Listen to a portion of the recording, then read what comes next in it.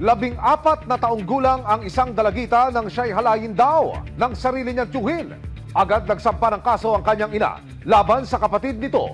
Pero nang mahuli na ang suspect makalipas ang isang dekada, tila lumambot ang puso ni nanay at gusto yatang ipaurong ang kaso laban sa kuya niya.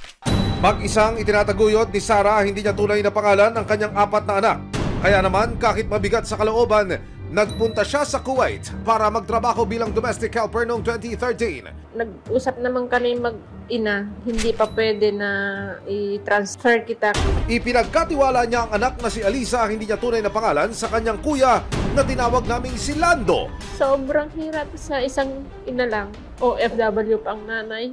Habang nag-aaral ang dalagita, sumasideline siya sa kantin ng kanyang tiyuhin. That time na yun, nakiusap ako sa kuya ko kung pwede, kahit mag-working student, para magkaroon siya naman ng sapat na allowance.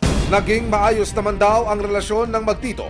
Pero gabi ng December 2012, nang malasing daw si Lando, dito na raw nagsimulang magkalamat ang relasyon ng dalawa. Ano ng kuya ko daw, parang nagselos dun sa matanda na yung lalaki, kausap niya po. Parang galit na galit siya. Pinauwi siya ng salita na pangit. Ang pagiging concern ni Tito sa dalagita, iba raw ang agenda. Minolestya di umano ni Lando ang menor de edad na pamangkin. Ang nangyari doon, parang siyempre yung anak ko, na-stress siya. Hindi na nakapasok ng school kasi nga nagtatrabaho, puyat na puyat. Kaya ginawa niya pansamantalahan yung bata. Matapos ang isang buwan, isang tawag ang natanggap ni Sarah mula kay Alisa. Nagsumbong na raw ang kanyang anak tungkol sa ginagawa ng kanyang Tito Lando sa kanya. Umiiyak siya sa akin. Hindi siya makapagsalita. Parang tinatakot kumbaga. Ang masakit. Relative ko pa. Kaya nawalan ng gana ang anak ko na aral. February 2013, napilitang umuwi si Sarah ng Pilipinas para samahan ang kanyang anak sa police station. Sila po ay nagpunta sa aming tangkapan upang magreklamo laban po sa gumahasa sa kanyang anak. At yun po ay kanyang tiyuhin. Agad po namin siyang nirefer sa PGH po, Children Protection Unit. Opo, amin pong ipin-examine, genital examination po. Positibo po na sinabi po doon sa resulta na siya nga po ay pinagsamantalahan. Kinasuhan din siya ng acts of lasciviousness in relation to Republic Act 7610 o Anti-Child Abuse Law. 2 beses po kasi na naisalaysay ng biktima na siya ay pinagsamantalahan. Kaya ang rape po na naisampa ay 2 counts. 12 taon matapos ang pangahalay di umano ni Lando sa pamangkin na si Alisa, March 18, 2024, inilabas na ang warrant of arrest laban sa suspect. Sa kadalasan po na mga hawak ko pong kaso, tumatagal po yun kapag po hindi nag-a-attend po ng mga court hearings. Hindi naman po kasi agarang pwedeng ibasura ang mga ganong klaseng kaso. Number 2, top most wanted ng MPD.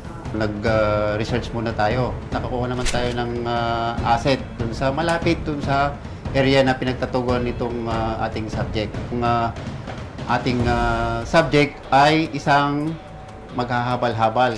Ibinahagi sa resibo ng mga operatiba ng CIDG, Detection and Special Operations Unit, ang surveillance video na kanilang nakunan bago nila isagawa ang pag-aresto sa subject ng police operation.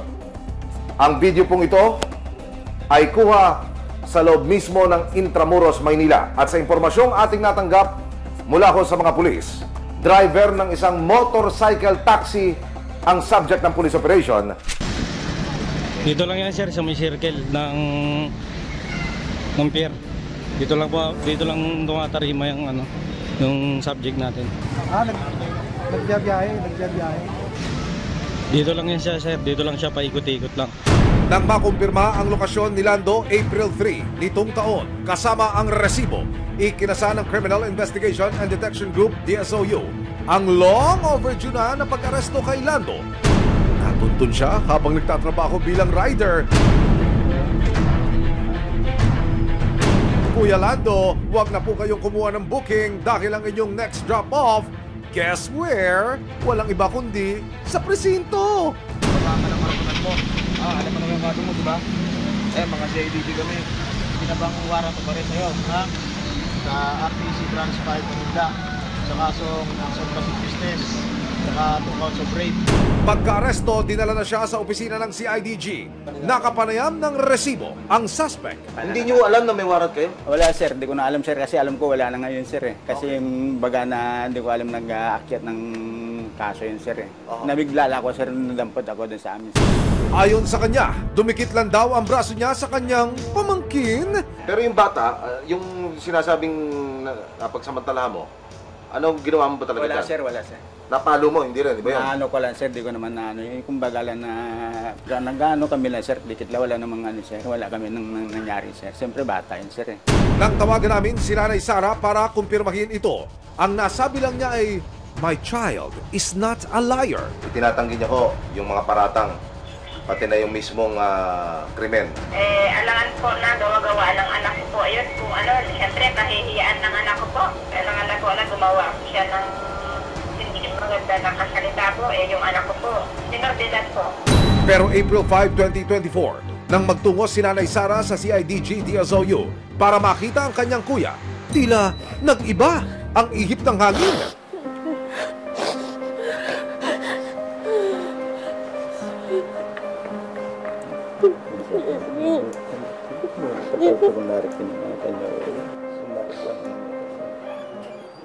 Ilang minuto pa lumipas, tinawagan ni Nanay Sara ang kanyang anak na si Aliza para ihatid ang balita na naaresto na ang kanyang tiyuhin.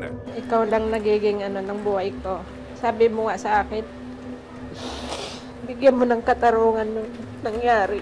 Ito na, pero sobrang sakit, anak. Hindi ko lubos maisip. Si Tatay Lando humingi na rin ng kapatawaran sa kanyang pamangkin. Ito, walang huli dito. Hindi, walang sakit. Bigat. Kung na lang ulitin sa sunod, siyempre Okay may anak naman. pa rin ng babae. Kaya nga anak. Alam lang po sa amin. Napatawad ka po namin kayo. Dito po. Mahirap man tanggapin. Kuya ko, anak ko. Wala akong panghuhugutan ng lakas ng loob. Kundi mga anak ko. Hindi na nagpaunlak ng panayam si Aliza sa resibo, pero ibinahagi niya na nagpupursige siya ngayon para maging isang pulis. Kahit nagkapatawaran na ang magkakaanak, batas pa rin ang masusunod. Tuloy pa rin ang paggulong ng kaso laban kay Lando. Mayroon po kasi siyang kaso pang iba na rape at 2 counts. Yun po ay habang buhay po niyang pagdudusahan. Kaya kahit mag-bail po siya dun sa acts of lascivious business, mananatili pa rin po siyang nakakulong. Kung sakaling mapatulayang nagkasala para sa kasong rape, nakaharap si Lando sa habang buhay na pagkakakulong, maaari naman siyang makulong ng hanggang 12 taon para sa kasong acts of lasciviousness para sa pangmomolestya di umano sa nooy menor de edad niyang pamangkin na si Aliza.